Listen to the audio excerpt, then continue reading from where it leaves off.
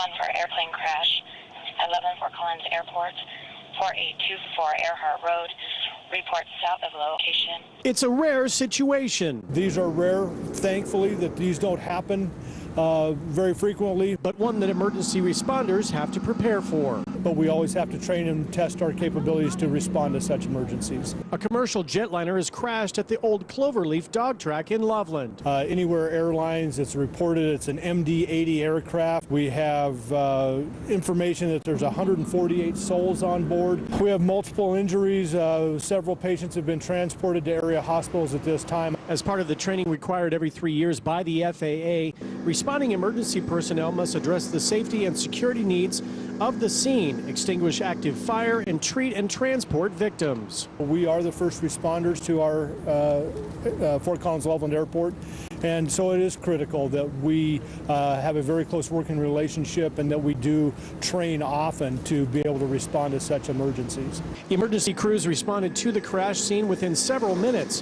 Victims of the crash were identified by a color code system as to the extent of their injuries. We use a triage color coding system: green, yellow, red, black. Black being deceased, red being the most critical, still alive, but they are the most critical. Yellows are severe injuries, but not as life-threatening, and green are referred to typically as the walking wounded. Now, what these emergency first responders were training on today was communications. With so many different agencies involved in a scenario like this, it's critical that everybody is on the same page. When we have a serious, significant incident like this one, a mass casualty situation, it's absolutely imperative that we're able to get on the same talk group in order to function and set up a good command system and a good operational system underneath it. Feedback and specific evaluations of the exercise are compiled in an after-action report and improvement plan with recommendations for future training, equipment, and response procedures. Overall, those involved seem fairly happy with the response today. From a planning perspective and how the thing came off, I couldn't have been happier. Reporting in Loveland, Tom Livingston, Northern Colorado 5. Yeah, very emotional day here for family and friends of Staff Sergeant Justin Bauer, who was killed in action in Iraq in 2009. Officials were able to designate a portion of Highway 56 here in Berthoud to remember Sergeant Bauer. And I believe it's very proper and appropriate that we designate this portion of highway. If you drive eastbound along Highway 56, just east of Highway 287 in Berthoud, you will now be driving along the Justin Bauer Memorial Highway. The Colorado State Legislature approved the designation unanimously in honor of Justin, who was killed by an improvised explosive device in Baghdad on January 10th of 2009. A dedication ceremony was held this morning in Berthoud as State Senator Kevin Lundberg of Berthoud made the official dedication. Justin, of course, was not only in the military, but he was a firefighter here in Berthoud. Grew up here, went to Berthoud High School. Both Sergeant Bauer's widow, Carrie, and his brother, Jeremy, thanked everyone for remembering Justin in such a great way. When Justin passed, it was a very devastating time, to say the least. But now to have a state highway named in his honor is something that we're all very proud of. I have countless memories with Justin on this highway, from getting in trouble on the bus, probably weekly, to telling him to slow down in his truck because he was driving way too fast. Justin's grandparents, Gloria and Jack Bauer, say this dedication is not only for Justin, but other families of those serving or who have lost someone in combat. But the other folks that are going through the same trauma that we are and whatever, just don't know what to say, but really appreciate everybody's cooperation. Carrie, who has since remarried and moved to the Western Slope, says seeing this sign will be very special every time she comes back to Berthoud. Remember all the good memories and good times, and that'll also bring good memories back for other people when they see those signs also. Now, a very strong military family, the Bauer family. The brother of Justin Bauer, Jacob, the younger brother, is actually also enlisted in the 82nd Airborne and will shortly deploy to Iraq. A very special day and a very proud day for the Bauer family here in Berthoud. Reporting in Berthoud, Tom Livingston, Northern Colorado 5. Yeah, let the election begin here in Larimer County. Mail-in ballots have been mailed out to registered voters, and the sooner that you can get those ballots in, the better. I'm going to be walk in here and drop it off as an early voter. The Larimer County Clerk and Recorder's Office mailed out a little more than 106,000 ballots to voters who requested them. Our ballots went out this past Tuesday, October 12th. Larimer County Clerk Scott Doyle says he expects high numbers of voters to use the mail-in process. I'm expecting somewhere between 60 and 70% of this election to be held in the mailbox or in drop-off sites with mail ballots we've sent to people. Voters we spoke with today say this is definitely the way to go. And I take time at home, look over the ballot issues, and make my decisions, and then I just bring it in and drop it off. Yeah, it is. It's just a lot easier. It's just a little more convenient.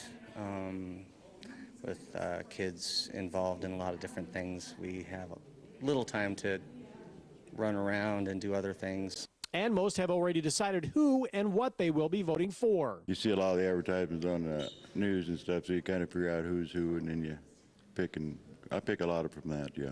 On most issues I have. I'm not ever going to vote party lines, I've decided, probably ever again. It took a little more thought,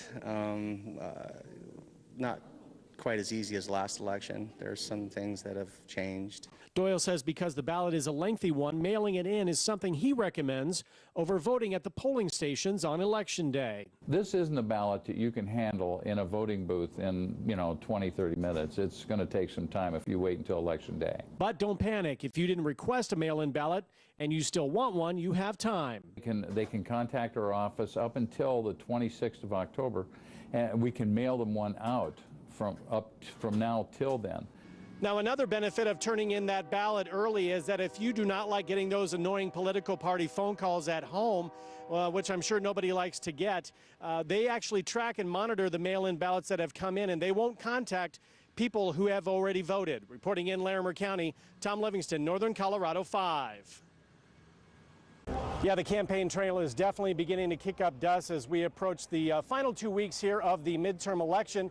Congresswoman Betsy Markey on the campus of CSU today to talk to some students and to also cast her vote. Introduce myself to them, talk a little bit about some of the issues. Democratic candidate and incumbent Betsy Markey was in Fort Collins this morning on the campus of CSU to talk with students about the election and reminding them to vote. It's not a presidential election year, so we have to make sure that we get our students out to vote and understand the importance of it.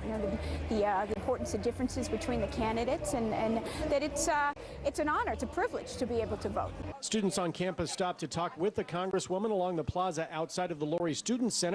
Some really weren't sure who she was, but others certainly did. I just wanted to let her know that I voted for her because I got the mail-in ballot, so I've already voted, but it's good to support your candidates. Early voting began today, and the Congresswoman dropped off her ballot at CSU. Many voters have made their decision on the candidates and issues. Others still need some time to go through everything before casting their vote. Before I vote, I plan to take a look at those things, and it could be as little as right before I vote, but I plan on voting. Betsy Markey working feverishly today, hoping these students vote for her. And I voted for her in the last election as well.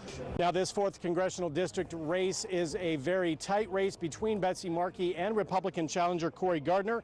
It's also gained quite a bit of national attention, a very spirited campaign between the two candidates as they prepare for tomorrow night's debate. Reporting from the campus of CSU, Tom Livingston, Northern Colorado 5.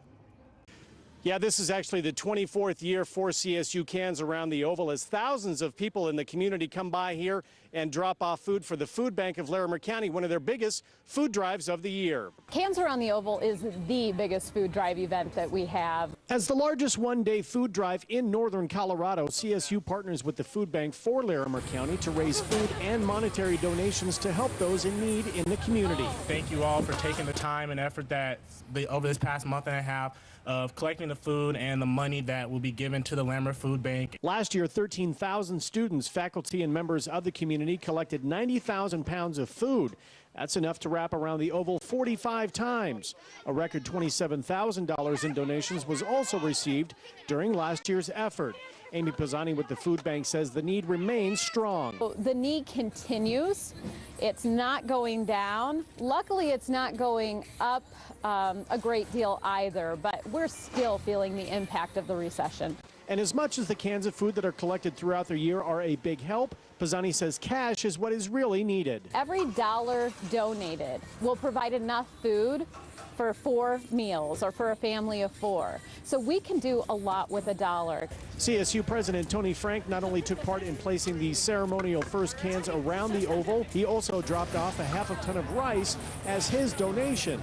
Frank says this event is reflective of the commitment CSU and other groups involved has to the community. We're incredibly proud to be able to partner in this event. We say frequently that part of the reason we're able to be a great university is because of the great community in which all of us live. And I think in my opinion at least, one of the markers of a great community is how it cares about those in need within it.